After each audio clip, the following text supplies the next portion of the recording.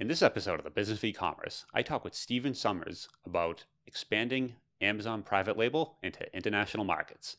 This is the Business of E-commerce, episode 87.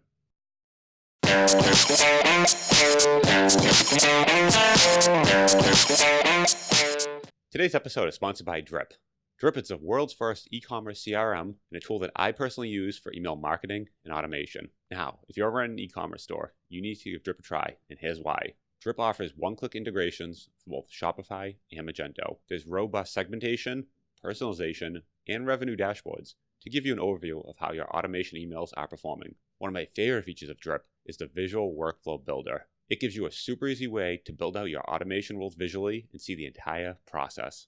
It lets you get started quickly, but also build very complex automation rules. It's powerful, but also easy to learn, unlike a lot of email tools that offer the same type of automation. To get a demo of Drip today, you can go head over to drip.com/BOE. That's drip.com/BOE. Now, onto the show. Welcome to the Business of E-commerce, the show that helps e-commerce retailers start, launch, and grow their e-commerce business. I'm your host, Charles Plesky, and I'm here today with Steven Summers. Steven is the co-founder of Marketplace Superheroes, an education platform that teaches members how to create 5 to 7-figure income streams selling products on Amazon.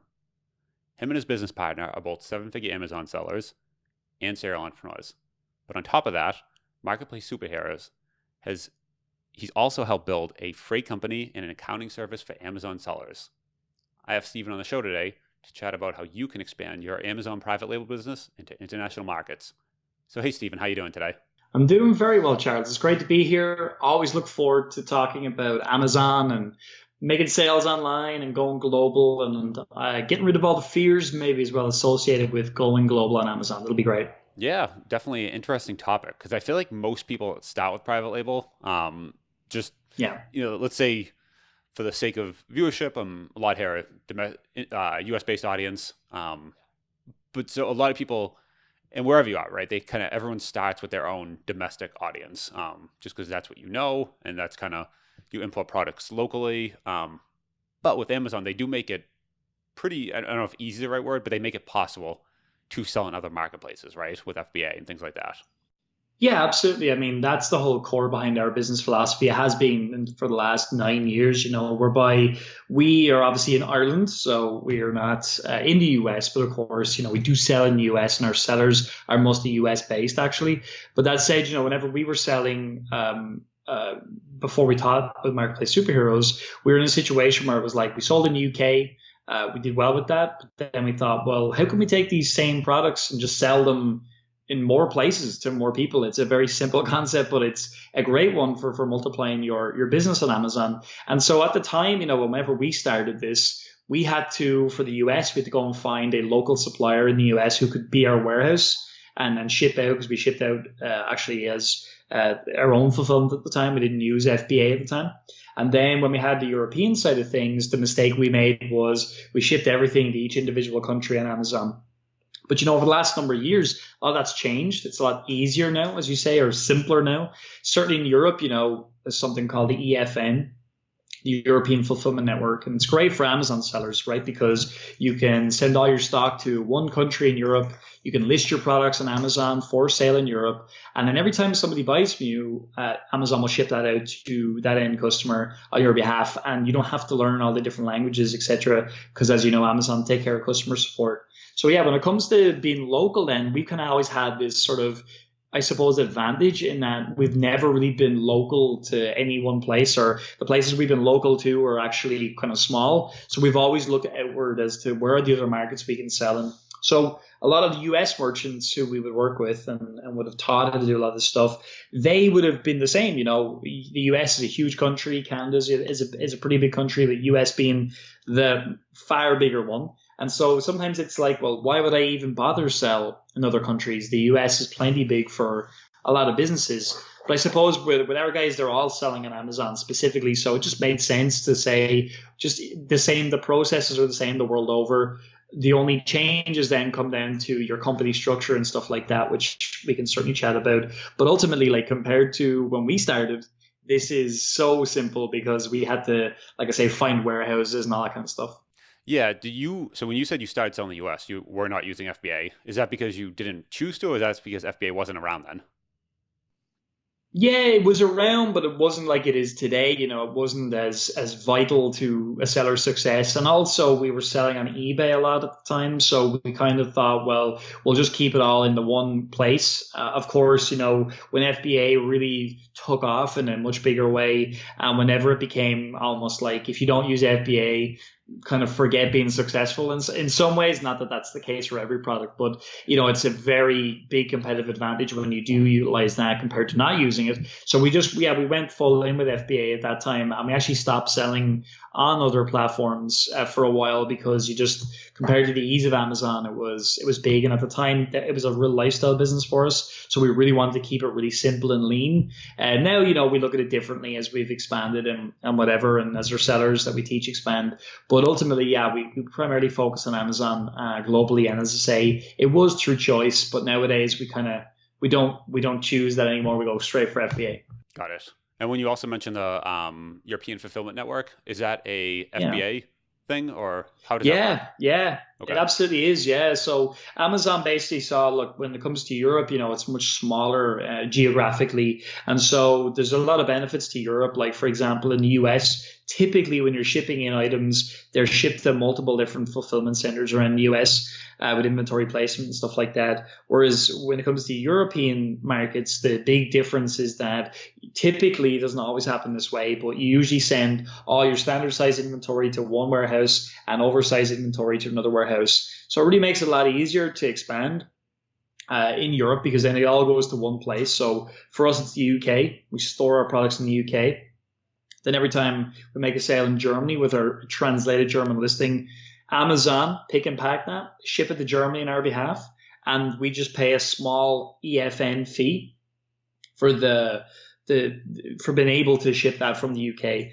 Over time, then what you want to look at, which is called MCI, which is multi-country inventory, which basically means that you want to send some stock to Germany, you want to send some stock to France, but whenever you start sending products to another country, it does imply some tax, not issues, but just some tax things you got to be aware of. Like in the US, whenever you've got products in different states, if you have your own inventory, you create a tax nexus for yourself. So you have to obviously report sales in those states and all the rest. So Europe, it's kind of the same thing, and that's why we typically just start with sending everything to one country, and then as you hit these different selling thresholds, you can start moving your stuff down the line. Yeah, because at a certain amount of stock, it doesn't make sense to have it in multiple warehouses. But after you kind of go over whatever that number is, depending on, you know, Yeah, the country. country, size of the product, there's Yeah. certain things, kind of the numbers stop making sense to spread it out, right? Yeah, because it's validated. Yeah. It's the numbers that are coming through. You're starting to learn the data, and it's just like, yeah, like this makes sense now. We've seen it a lot of times with our members. Maybe in France their product takes off, and because they're paying that EFN fee, they're still making a profit, but it's chopping into the profit quite a bit. So it makes sense at that point to get set up in France, to get set up for VAT in France, the sales tax in France, and to start sending some products over there. And yeah, that's something that honestly, when you're starting out, you don't have to really worry about because you're just trying to validate that your products are going to be, you're just trying to validate where the demand is for your products, basically, in your best sales regions. Yeah, I feel like you're probably going to find pretty quickly, and correct me if I'm wrong, but the demand is going to be vastly different, possibly, but also the competition is going to be vastly different. So you might reach a place where you just can't sell because maybe someone kind of just has that on lock and you just can't get in there. Or, the opposite, you might just kind of drop the listing day one and get lots of sales and realize, wow, I'm the Yeah. only one here. Yeah. Have you kind of found that too? Yeah. Yeah, definitely. Like a lot of people would say, well, where's the best place to sell in Europe? And I always say, as you just said there, it's kind of product dependent. Sometimes the supply of a product in one country, in Spain, for example, the supply is tiny, but yet there's search volume for those products. And those people that wanted those products maybe had to go to the UK Amazon to actually get them. So it makes sense then that they would they'll buy them from you when they're in Spain. So sometimes it's like you can't predict it. You just don't know ahead of time, even though Germany and the UK are the two biggest, most established countries in Europe on Amazon, France being third. You still don't know. I've seen many people who Spain, their product has taken off, hasn't done a whole lot in the UK. I've seen people that goes crazy in the UK, doesn't do too much in Spain, does a little bit in Germany, does loads in France. So that's why, EFN is nice because you just have one place, send your inventory to one spot, one place where you test everything, and then you can start to see, okay, where do I want to ship my products as they begin to grow? So that makes complete sense. What are some of the regions? So let's say to kind of pick some Yeah. larger, just like regions, right? Of saying, let's ship some products to the European region, some products to X. Where would you even, Yeah. like, where would you begin with this process? Yeah, so it's a good question. I mean, for us, a lot of people are going to say a lot of different things when it comes to Amazon, right? A lot of people for a while they got obsessed with Japan. People are now obsessed with Australia as at the time of recording. And the reality is that the two biggest markets on Amazon are the US being number one, and then the European zone being number two, because we have the EFN, so we're able to classify Europe as one place. So we always focus on, if you're sending inventory over, I would send 50 to 60% of inventory to the US, the remainder to Europe. And that's what I would do to test because they're similar size markets, so it kind of makes sense. Okay, so Now, it so depends. 50 to so you'd split it almost in half, basically, half to Europe, half to the Almost an US. Yeah, almost in half now because of, the European markets have developed a lot more than years ago. We would have done maybe 70-30 a few years ago in favor of the US, whereas that's kind of changing now. The European markets are getting bigger because there's 5 countries as a whole. But the thing you got to remember about the European markets as well, which is really cool, is that let's say you're selling your product in Germany. Well, people in Austria, they'll see your German listing because they typically shop on Amazon.de. So you're not really just selling to 5 countries, you're selling to the surrounding countries as well. When it comes to North America, then honestly, like Canada, Amazon Canada, it can be so tricky to send inventory to Canada. In our experience, that's just our experience and our members too, that we typically just don't really do a whole lot in Canada. And Mexico, it's developing, but at the end of the day, it can be tricky to get a corporate entity set up down there and stuff like that. So it's always the way with Amazon. These newer markets, typically it takes time before they're ready for a lot of people to go into them. I mean, India as well, a lot of people talk about, but India, Japan, Mexico, a lot of them have just difficulties with getting corporate entities set up and stuff like that. Whereas when you go to Europe, it's really simple. Our members typically set up a UK limited company. The reason for that is because if you're a non-EU entity selling in Europe, and you come into Europe and say a US LLC or something like that, you have to register and pay VAT straight away. Now, even if you set up a UK limited company as a non-European person, you probably still will need to register for VAT straight away as well for your UK company. However, this is where the big difference is. Whenever you then, let's say you make a sale with your UK limited company as a US resident to somebody in the UK, no problem, you register for VAT. You make a sale to somebody in Germany, no problem, you pay the UK VAT up until later on. If, however, you were a US resident, you had a US LLC, you sold your product to a person in the UK, you'd pay the VAT, normal, same as the other example. However, now, whenever you sold to that German person, you actually have to register for German VAT straight away. If somebody from Austria bought me, it's Austrian VAT. France, French VAT. So it becomes this really big, kind of painful exercise if you go in with the wrong entity. So that's why we can't tell anybody which entity to use because it's a choice because you can sell with the US LLC.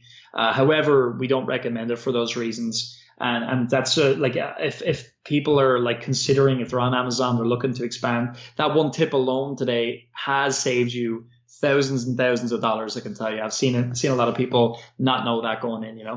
Yeah, and let's caveat this with I don't know about you, but I'm not an actual accountant, so anything we say probably shouldn't ask. You should probably ask a real accountant, but Yeah, um, it's not financial advice. not financial Yes. advice, not actually accounting advice. But it does sound like so. What you're saying is, as a U.S. resident, you should set up would be the equivalent of like a corporation in the Yeah, it's just a UK. UK limited company. UK We, limited. we we do this for our members now. We actually put that service together a while back, and we do their accounting as well because Spark Shipping, what our whole role is to be long term working with our clients as partners. And so even though we do teach people how to sell on Amazon, we don't just stop there. We identified people are shipping products from China. We'll set up a freight company to make that easier for them.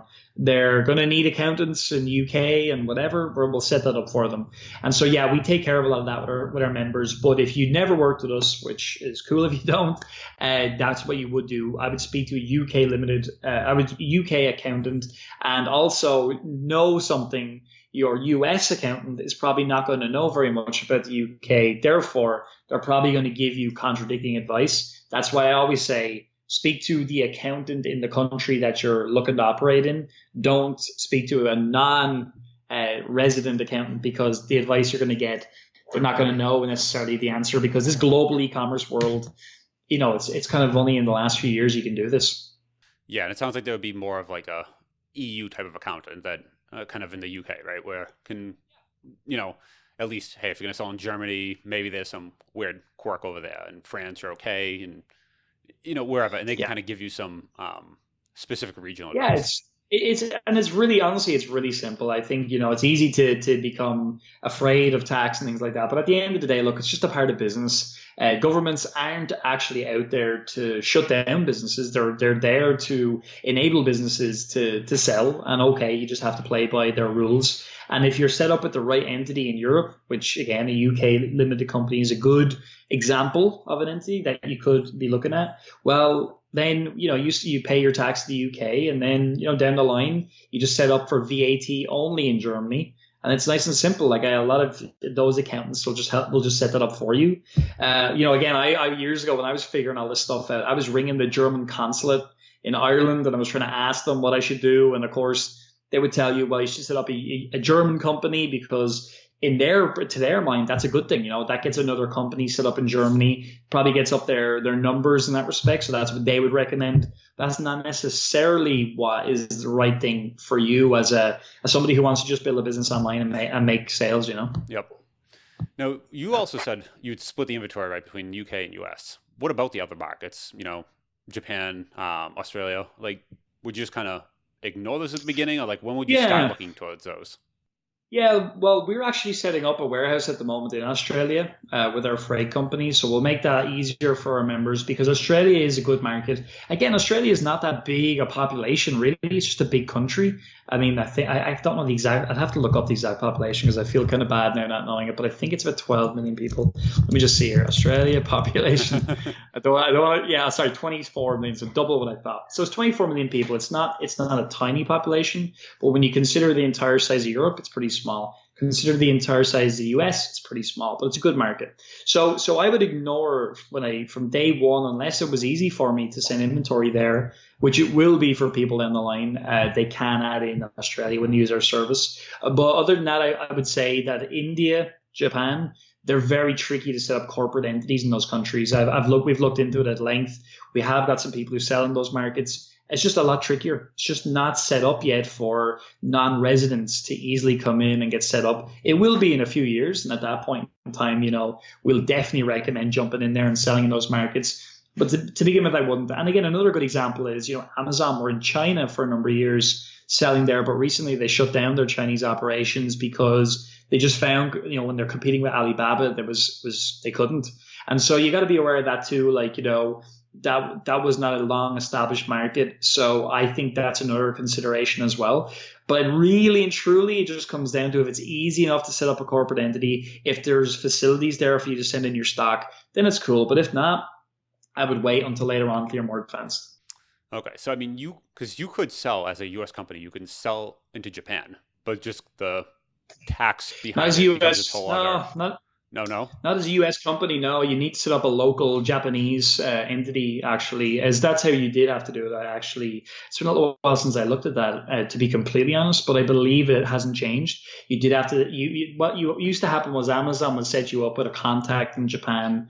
They'd help you get a company. It was a whole big thing and it was just very complex. And I believe it's still the same, probably a little better now, but still not easy enough or simple enough for it to be really worth their while. But again, for us being a business who are teaching the multi-country thing, it's obviously something we're going to look more and more into. But as it stands, those countries are just tricky.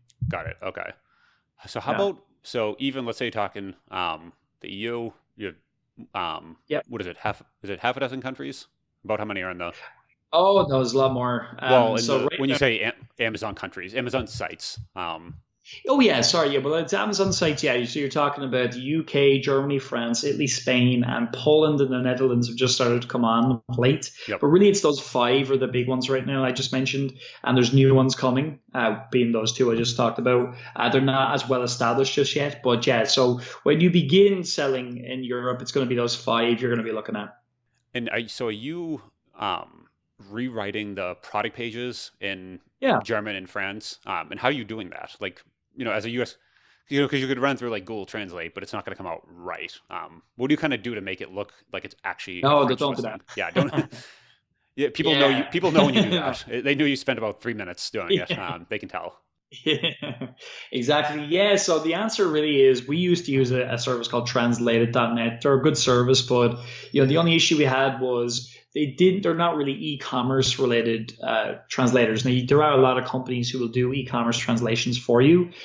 We set up our own service, to be completely honest. We actually have a number of members of our own who are fluent in those languages. So obviously makes sense for us to offer that to people. So that's something again is in our world. When people join our whole thing, they can avail of that. But essentially, yeah, translated.net, pretty good company. There's a number of other e-commerce businesses or e-commerce translation firms. A lot of those firms, though, they typically want to work with much bigger businesses. Maybe they have, 100, 200, 300 SKUs or something like that they want to translate, which isn't what we're like. Typically our sellers have maybe 5, 10 SKUs, maybe less even, which is still cool. It's still worth putting into the other countries. So yeah, I would just start with somewhere like translated.net, or if you work with us, our translator app, you can utilize and connect with a translator. That'd be my two recommendations. Gotcha. And, What? and by the way, sorry to cut you off there, but the great thing just to mention is that Amazon themselves take care of all of the customer support in those languages. So the only question you would ever get from a customer would be, is this going to fit my TV or something if you're selling a TV accessory? But the thing about that is Amazon actually allow you to use Google Translate to translate those and respond, because they don't really expect you to have a full team of translators, customer support agents, because that's a service they offer. So it's only if it's a product specific question do you have to answer it. Okay, so Amazon does a frontline support in all those international markets for you, Yeah, right? Got it. yeah, it's beautiful. Yeah, it's that actually sounds pretty good. I mean, and that probably gets rid of your top like 80% of questions right there, and that basic like Oh yeah. yeah. What are But we some all know the number one question is where's my item, right? where Everyone yeah knows that. But where's my yeah. item? Where's my tracking number? How do Yes. you have any in stock? Like there's just these same questions. You're like, Yeah. really? You can't like it's 2019. And, What are the some common questions that members or common roadblocks that members kind of run into when they start doing this? yeah, I think it's the same for any business at all. So it's applicable to anyone. It just usually comes down to a number of mindsets and beliefs that people don't have installed in them, because at the end of the day, they've never needed to have them installed, right? So they've never needed those beliefs because they've maybe worked in a job or whatever. And the number one thing we see is that, people have got to make this shift from being a consumer all their lives to focusing on being a producer. So a producer is somebody who creates businesses, makes sales, offers products, doesn't always buy products, things of that nature. That's the big mental shift, I would say, number one. Another big mental shift as well is, understanding that in order to create a business, you've got to invest in creating assets. So a product is an asset, obviously, that you can sell over and over again and make money every time you make a sale. So your focus has got to be on asset creation, purchasing assets. Whereas for all our lives, most people, they've bought fuel for their car, food, clothes, all those kinds of things. So we train ourselves for many years to be like, well, whenever I spend money, that's what I'm doing. I don't see anything back. It's gone. It's never coming back. So that's my belief system. So when you start any business, be it a drop shipping style business, be it an Amazon private label business, your belief is what? When I put this money down for these products, it's never coming back. And it's only because you've never seen that when you put money down and it multiplies, that's where the difference is. So I think that's the second big thing. And the third big thing that I often see is just people need to have more of a long-term outlook. I think unfortunately with the internet, people standing in front of the Lamborghinis and promising all this money is like a big issue, because some people expect to have a business that's doing $100,000 revenue and making 20, 30 grand a month in their pocket in like 30 days. And as we all know, that's just not realistic for people who've never had a business before. Like I could go and start a new business. I've got different assets at my disposal and I could probably get my business to 10, 20K profit a month pretty quickly. But I'm in business a long time. I've got a lot of assets that I can utilize to make that happen. So if you're starting from scratch, like you just got to be honest and say it's going to take a little bit of time. I've got to buy assets. Come back to number two. Number one, I got to continually focus on raising capital, investing in products, building assets, and they're the three keys. But they're just three things we've never been taught our entire lives. Yeah, I like those. So shift from consumer to producer, asset creation, long-term outlook, kind of the three. Yeah, Yeah, absolutely.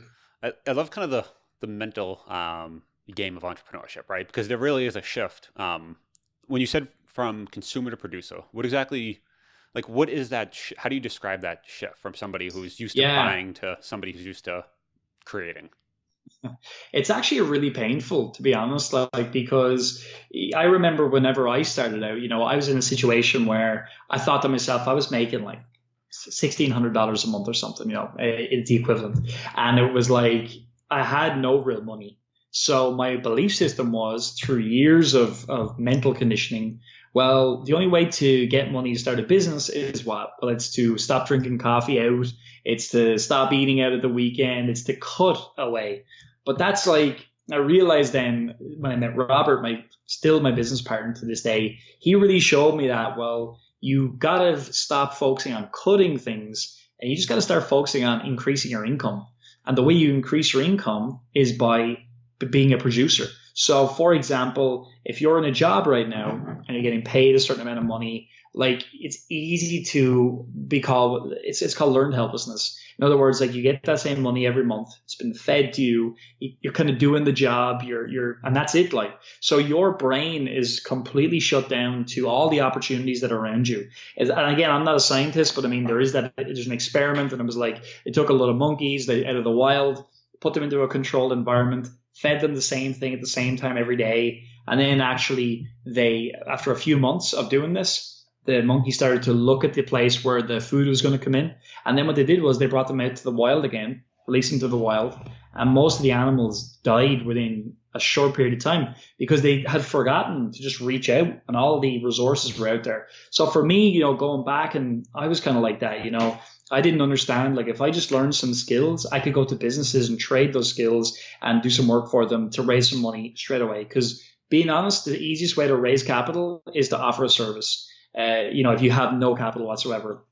If you have capital, that's a different story. You can use that and you can multiply that through investing in assets like we just talked about. So that shift really is just deciding that I'm going to commit to increasing my income. I'm going to commit to increasing my skills. And for the rest of my life, I'm going to look around me in the world and look for problems. And I'm going to offer solutions at a profit to those problems. And that's how we do it in our companies. We keep looking at what are the problems our customers have? How can we make those easier? And that's another level again, which is from, the rich dad, poor dad stuff. Kiyosaki talks about, a lot of people say, I can't afford that.